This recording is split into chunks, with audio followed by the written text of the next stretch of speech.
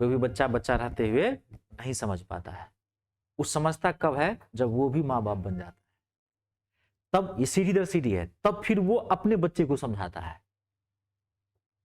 अगर समय रहते हुए अगर सारे बच्चे ये बात समझ जाए तो हिंदुस्तान में नौकरी कहाँ है? नौकरी तो 2 या 4% को लगती है। बाकी इसका मतलब है कि 92 से 94% बच्चे ये बात नहीं समझ पाते हैं, ऐसी बातें नहीं समझ पाए। जो समझ जाते हैं समय रहते हुए तो उनका बेड़ा पार है। मेरी पढ़ाई लिखाई जो है पूरी ग्रामीण परिवेश में हुई है, पूरी स्कूलिंग वगैरह। मैं बिहार से हूँ। पूरा पटना जो है सो बीएससी मेरा ऑनर्स रहा, मैथ से मेरा ऑनर्स था। उसके बाद फिर जो है सो मैं डीयू में लॉ किया। तो जब मैं 10th में था तो मेरे पिताजी किसान हैं और ज़मींदार हैं, लेकिन शिक्षा का हमारे घर में बहुत अभाव था, एजुकेशन का। जैसे कि आप किसी भी गांव में अभी भी जाएंगे ग्रामीण पृष्ठभूमि में तो वो लोग ज़मींदार होंगे, पैसे की कमी नहीं होगी, लेकिन क्या होगा कि अशिक्षा के कारण उस पैसे का कोई ज़्यादा मूल्य नहीं होता। तो हमारे पिताजी 4 भाई, चारों में चारों ज़्यादा पढ़े लिखे नहीं, समझ गए? तो हमारे पिताजी चाहते थे कि मेरा बेटा पढ़े लिखे। उनको ये मतलब नहीं था कि मेरा बेटा वकील बने या कुछ बने, वो सोचते कि ये पढ़ लिख जाए। क्योंकि मतलब कि हम लोगों के पास जमीन जायदाद की कमी तो थी नहीं, हमारे पास घर पे 10 तालाब है अभी भी, मछलियां, हाँ हाँ, पेड़ के बगीचे हैं, उस सब की कोई दिक्कत नहीं है, समझ गए ना? लेकिन वो चाहते थे कि मेरा बच्चा पढ़ लिख जाए, दुनिया देखे चीज को। तो हम अपने घर से मतलब लगभग 2-3 किलोमीटर, एक हमारे सर थे, सरवन सर। तो मैं 10वीं में 3 जगह कोचिंग पकड़ा था। मैथ के मेरे अलग टीचर थे, ध्यान से आप सुनिएगा, और साइंस के मेरे अलग टीचर थे, साइंस के अलग टीचर थे, और जीके जीएस वाले के अलग टीचर थे। क्योंकि 10वीं में तो पूरा पेपर होता है। और गांव घर में क्या होता है, जब कोई बच्चा 10वीं बोर्ड में आप बैठेंगे तो आपके पिताजी को कम टेंशन होगा, पड़ोसी को ज्यादा टेंशन होता है। क्योंकि गांव घर में ना, बिहार सब में कहीं भी देखिए, गांव घर में बोर्ड का मर है, इसका बेटा फलाना का लड़का इस बार 10वीं में बैठ रहा है, पूरे गांव वाले को टेंशन है, आखिर क्या करेगा, पूरा गांव आपके ऊपर नजर गड़ाए हुआ है।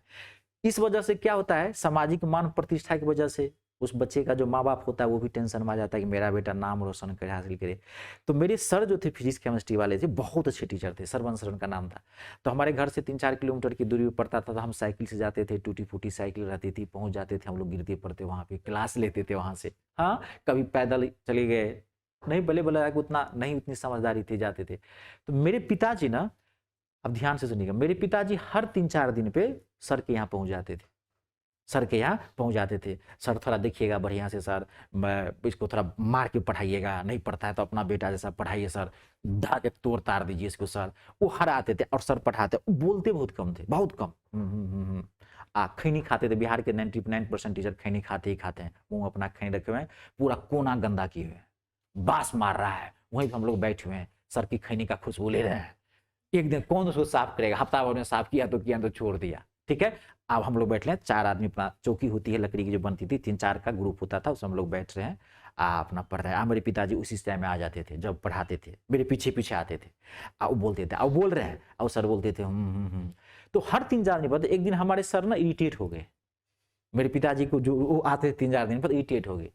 तो वो सर बोले देखिए भगवान बाबू, मेरे पिताजी का नाम भगवान झा है, बोले देखिए भगवान बाबू, आप जितने भी उत्सुक है ना, आप चाहते हैं कि आपका बेटा भी कलेक्टर बन जाए, आप चाहते हैं कि आपका बेटा अभी कलेक्टर बन जाए, आप जितने उत्सुक हैं इस बात को लेकर के, ये बात आपका बेटा समझे तब ना।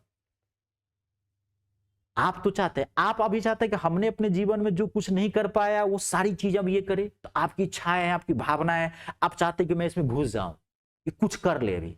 लेकिन ये बात ये नहीं समझ रहा है, ये भी समझेगा कब, जब आपकी उम्र में आएगा, तभी ये भी आएगा आपके पीछे से, आप आए इसके पीछे पीछे, ये भी अपने बेटे के पीछे पीछे आएगा, तब इसका भी बेटा नहीं समझेगा। और ये 100% सत्य है। 1% बच्चे सही समय पे समझ पाते हैं, वही सरकारी मोहर लेके जाते हैं, 99% छट जाते हैं। कितनी वैकेंसी निकली है अभी CHSL में? 5000 बच्चे कितने भरेंगे? 18 लाख अप्रोक्स। बच्चे कितने भरेंगे? 18 लाख भरेंगे ना, 17 लाख 95,000 छटेगा। आप सोच लीजिए कितने % बच्चे को नौकरी लगती है। बात भी सही है, ये तो समय रहते हुए जो समझ गए उसका बेड़ा पार है, नहीं तो फिर वही जीवन बेकार तो है ही, जीवन संघर्षों से भरा हुआ है।